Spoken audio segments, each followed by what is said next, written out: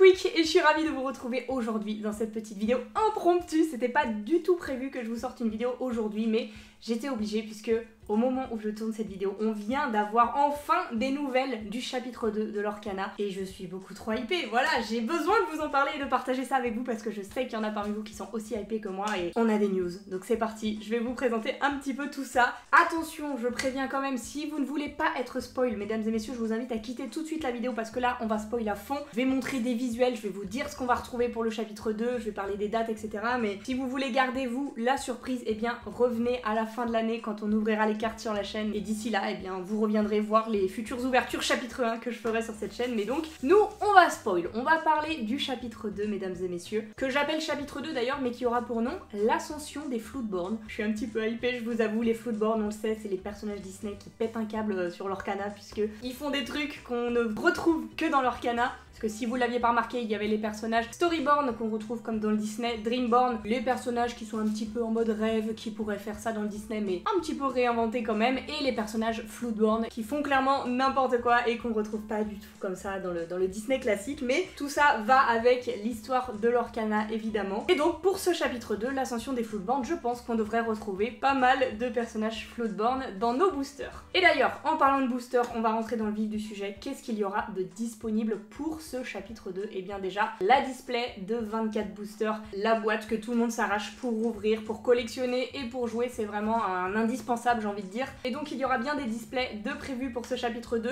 qui sera au prix de 144 €, j'imagine, comme le chapitre 1. Et là, vous avez peut-être été observateur, on retrouve des nouveaux personnages. C'est fini Mickey, Elsa et Maléfique. Cette fois-ci, les nouvelles illustrations, ce sera Raya, la bête et la méchante reine d'Alice au Pays des Merveilles, qui sont du coup ces 3 nouvelles illustrations. N'hésitez pas à me dire en commentaire ce que vous en pensez, moi je trouve ça plutôt stylé, c'est un petit peu plus dark et tout, vraiment vous allez voir, on va aller de surprise en surprise et je pense que vous allez pas être déçus. Ensuite on retrouvera également de disponible le coffret Illuminers Trove, le Trove Pack, tout ça, tout le truc qui n'est qu'en anglais, que j'ai déjà ouvert sur cette chaîne pour le chapitre 1. Et bien ils en refont un nouveau d'ailleurs, je peux vous montrer. Pour le chapitre 1 c'était une petite boîte comme ça avec des boosters à l'intérieur, des petites boîtes pour ranger nos cartes, un petit livret avec la règle, la collection, etc. Et ce coffret sera disponible au prix public de 54,99 mais que en anglais. Exactement comme pour le chapitre 1, donc ça c'est un petit peu dommage, mais je crois que Ravensburger a prévu pour la suite de les faire en français, mais ça ne sera pas pour tout de suite pour ce chapitre 2 malheureusement. Ensuite, un truc très intéressant pour les joueurs, ce sont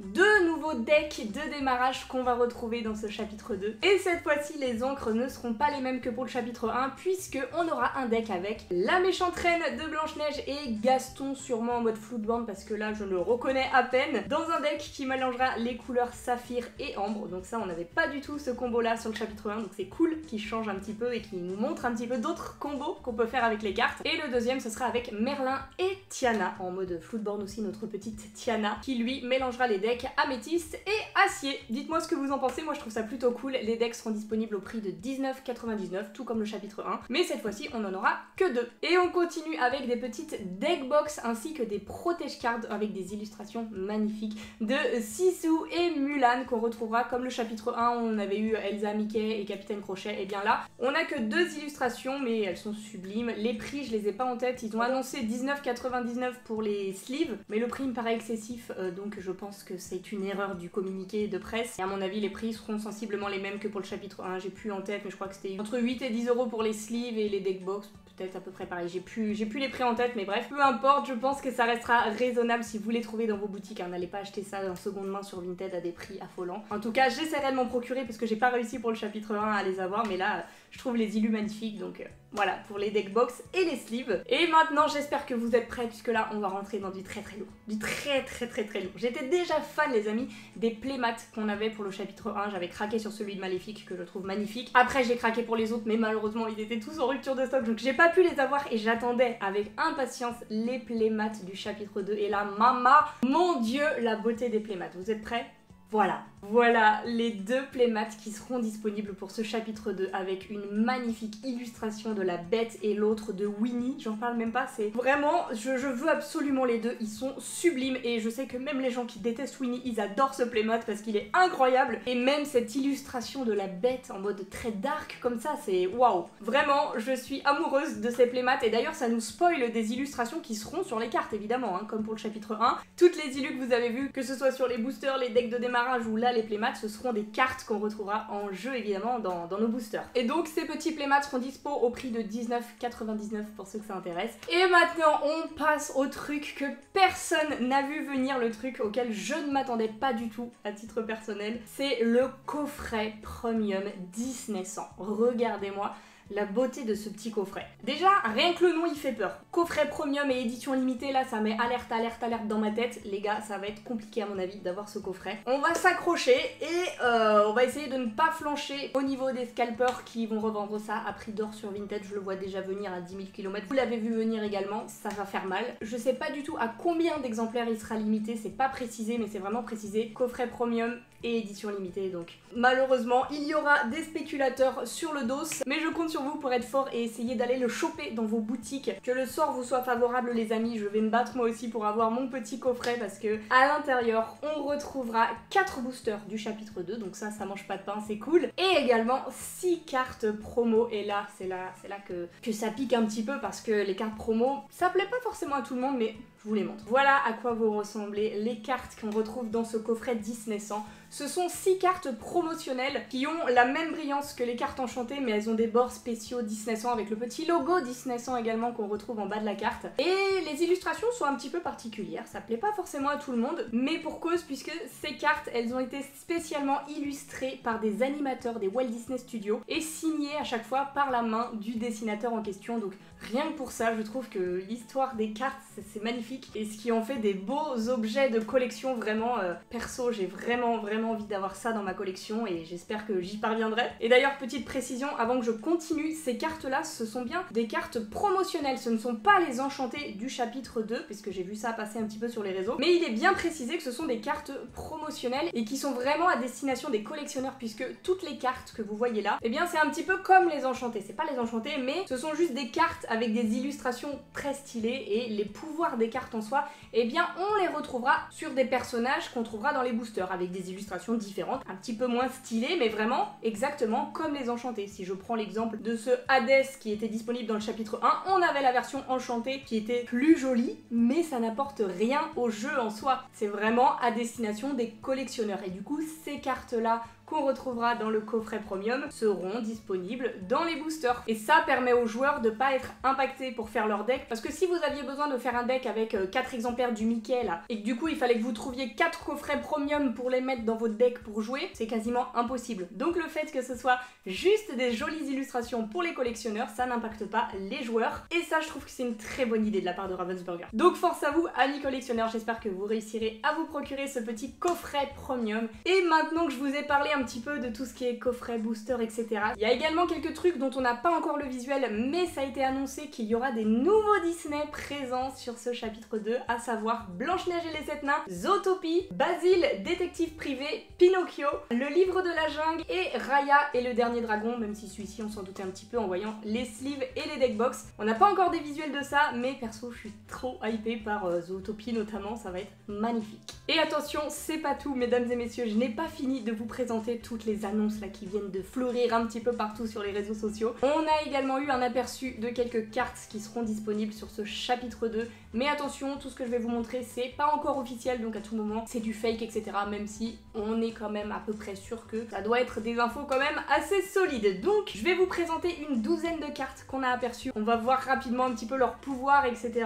Et vous allez me dire ce que vous en pensez, que ce soit le visuel ou la force de chaque carte pour vos futurs decks éventuellement. Et on commence tout de suite avec une Cendrillon Floodborn totale en mode armure, c'est Jeanne d'Arc la Cendrillon, qui pour un coup de 7 en encre va avoir une force et une volonté de 5. Ok, je découvre en même temps que vous là à peu près les cartes, je les ai vues passer mais j'ai pas un peu étudié leur pouvoir. Du coup ça sera une altère qui pourra se jouer pour 5 au lieu de 7, ok, sur une autre Cendrillon. Et ce qui est super intéressant sur cette carte là, et ça a vraiment été annoncé officiellement, c'est la nouvelle capacité qui s'appelle Résistance en français et qui signifie que une carte va résister de plus 2 là par exemple pour la Cendrillon au défi des adversaires. Donc là par exemple si cette Cendrillon est défiée par une carte qui aurait pu lui mettre 5 de dégâts en un seul défi, et bien là elle va résister de 2, donc elle ne prendra que 3 jetons dommages. Je pense que ça peut être très très fort. Et en plus elle a une capacité qui combote avec les chansons et qui vous permet de défier à nouveau ce tour-ci si vous jouez une carte chanson. Donc franchement elle coûte cher mais c'est une alter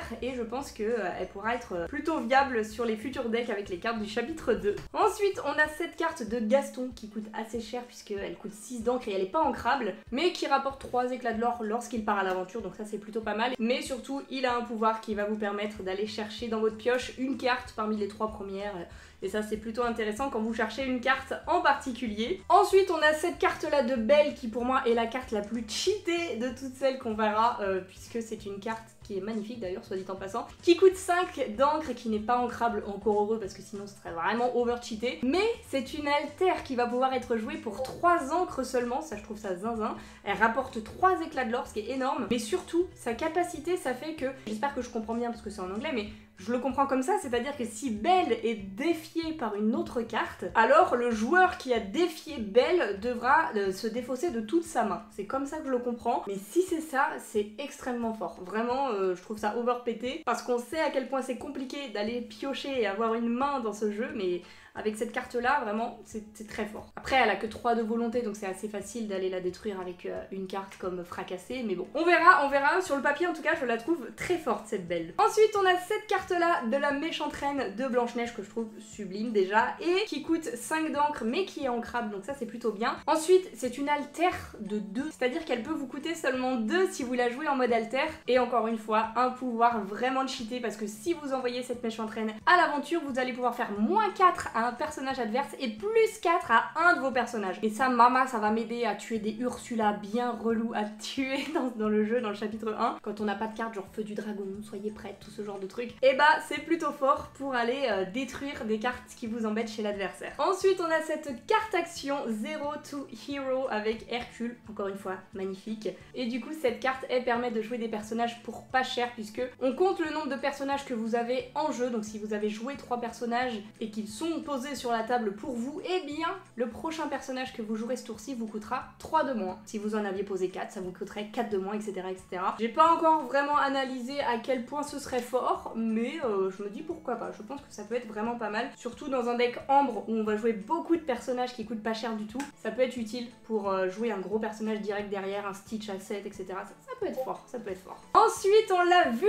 sur le playmat, cette illustration sublime de Winnie qui est incroyable vraiment pour moi là, de tout ce qu'on a vu c'est ma préférée pour l'instant. Winnie en mode sorcier mielleux là, oh là là il est magnifique. Malheureusement elle n'a pas de pouvoir mais c'est une carte qui coûte 5, qui a 5 de force, 5 de volonté et qui rapporte 2 éclats de l'or ma foi. Vu qu'il est mignon je pense que ça se cale tranquillement dans un deck améthyste, à l'aise, vraiment tranquille, moi je le veux juste parce qu'il est beau en tout cas. Ensuite on a cette carte-ci de Tiana et je vois que c'est une carte Dreamborn, j'ai dit tout à l'heure que ça devait être une Tiana Floodborn etc. Non c'est une Dreamborn, c'est une carte 4 1-4, sur le papier pas ouf, surtout qu'on peut pas l'ancrer. Elle a la capacité résistance par contre qu'on vient de découvrir avec Cendrillon juste avant, donc ce qui fait au final qu'il va falloir lui mettre 6 dégâts pour réussir à la bannir. Mais là où cette carte elle peut être vachement intéressante, c'est que tant qu'elle est épuisée et que vous avez plus de cartes en main, ça c'est le petit et qui fait que bon c'est peut-être pas si fort que ça, mais quand même, eh bien votre adversaire ne peut pas jouer de cartes action. Donc exit les Feux du Dragon,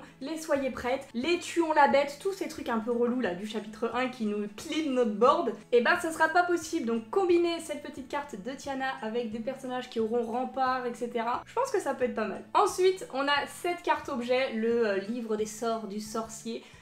Qui est vraiment forte, vraiment très forte encore une fois, puisque c'est un objet donc elle va rester sur la table et à chaque tour vous pourrez l'épuiser. Ça ne vous coûtera qu'un d'encre donc c'est pas hyper cher mais ça vous fera gagner 1 de l'or. Donc à chaque tour vous pouvez convertir déjà une encre en l'or et ça c'est vraiment bien. Surtout si vous réussissez à les mettre tous sur votre table, c'est à dire qu'à chaque tour vous pouvez payer 4 d'encre pour récupérer 4 de l'or. Et dans le chapitre 1 il y avait très peu de cartes qui interagissaient avec les objets de l'adversaire, il y avait la bête mais je crois que c'est tout, c'est la seule que je connais en tout cas. Peut-être qu'il y en aura plus dans ce chapitre 2 parce que sinon l'autre il va tout droit à la victoire et on peut rien faire en fait. Donc ça c'est plutôt pas mal. Ensuite on a cette petite carte de Raya qui est très jolie mais qui n'a pas de pouvoir particulier donc je passe très vite. Ensuite on a ce Mickey et c'est ce Mickey que je vous ai présenté tout à l'heure dans le coffret premium qu'on retrouverait juste ici là avec son illustration très stylée. C'est exactement les mêmes pouvoirs.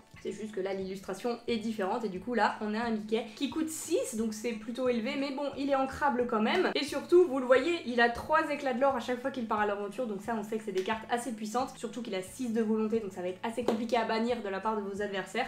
Et en plus de ça, il a un petit pouvoir qui fait que chaque fois qu'il part à l'aventure, vous pouvez jouer un personnage qui vous coûtera 3 de moins.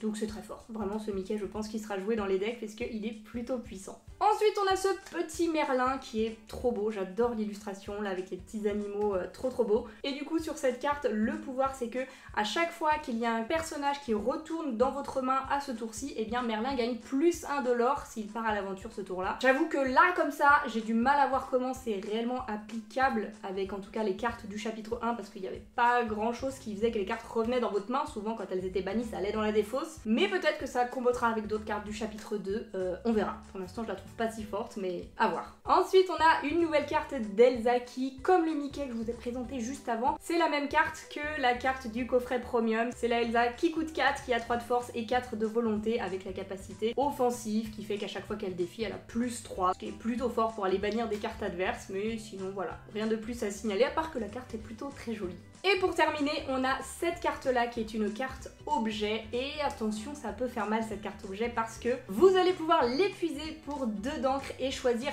un de vos personnages qui est en jeu avec des dégâts sur lui et piocher autant de cartes qu'il a de dégâts. C'est-à-dire que si par exemple vous avez une Ursula qui est en jeu, qui a 5 de dégâts sur elle, qui va bientôt être bannie, vous pouvez dire allez hop, je fais ma Dinner Bell sur Ursula, je vais piocher 5 cartes puisqu'elle avait 5 jetons des mages, mais par contre votre Ursula elle est bannie directement. Faut pas déconner quand même, hein. Vous allez pas la garder en jeu, peut-être que vous pouvez d'ailleurs la faire partir à l'aventure avant de la bannir, comme ça vous récoltez un petit peu de l'or au passage, mais je pense que ça peut être pas mal pour des personnages qui sont un petit peu en fin de vie, que vous savez pas trop quoi faire avec, si vous commencez à avoir un petit peu une galère au niveau de votre main, que vous avez du mal à piocher, bah la petite cloche elle est là pour vous sauver de cette situation et franchement c'est pas mal. Du coup voilà pour tous les leaks et les nouveautés que j'ai à vous présenter sur le chapitre de l'ascension des Floodborn de l'Orcana. Il y en aura peut-être d'autres dans les jours à venir, j'espère que ça vous aura plu cette vidéo. Dites-moi si vous voulez savoir les nouveautés dès que je les ai ou pas. D'ailleurs n'hésitez pas à me suivre sur Instagram si vous voulez être tenu au courant un petit peu en avant-première parce que j'ai déjà partagé quelques infos sur Insta avant de faire cette vidéo et si elle vous a plu je compte sur vous pour laisser le petit pouce bleu, donnez-moi votre avis en commentaire, je pense que ça peut être hyper intéressant d'échanger un petit peu sur toutes ces nouveautés. J'espère que vous êtes aussi hypés que moi. Pensez à précommander, mesdames et messieurs. Je sais que je vais recevoir la question des centaines de fois dans les commentaires. Tout ceci sera disponible à partir du 17 novembre dans les boutiques spécialisées de jeux de société, jeux de cartes à collectionner, jeux de cartes, jeux, tout ce que vous voulez. Allez voir les boutiques près de chez vous et demandez-leur ce qu'ils ont. Normalement, vous pourrez précommander auprès de ces boutiques-là à partir du 17 octobre puisqu'ils connaissent leur stock un mois avant. Souvent, c'est des gens très gentils qui tiennent les boutiques de jeux, donc allez les voir, n'hésitez pas à leur demander, poser des questions, etc. Et puis si vous n'avez pas eu le temps de précommander, eh bien ça sera disponible dans les boutiques selon les stocks qui leur restent à partir du 17 novembre et à partir du 1er décembre également dans toutes les boutiques type Cultura, Fnac, Décitre, Micromania, Les Furets du Nord, etc. Toutes ces petites boutiques là. Je dis petites boutiques, c'est des grosses boutiques pour certaines, mais voilà, on sait que c'était compliqué un petit peu pour le chapitre 1, donc n'hésitez vraiment pas à précommander. Prenez-y-vous en avance si vous voulez être sûr d'avoir des cartes pour le chapitre 2. Et du coup, eh bien moi je vous laisse ici, j'ai fini de vous partager mes petites infos. Et sur ce, en attendant la prochaine vidéo, je vous fais d'énormes bisous et je vous dis à bientôt!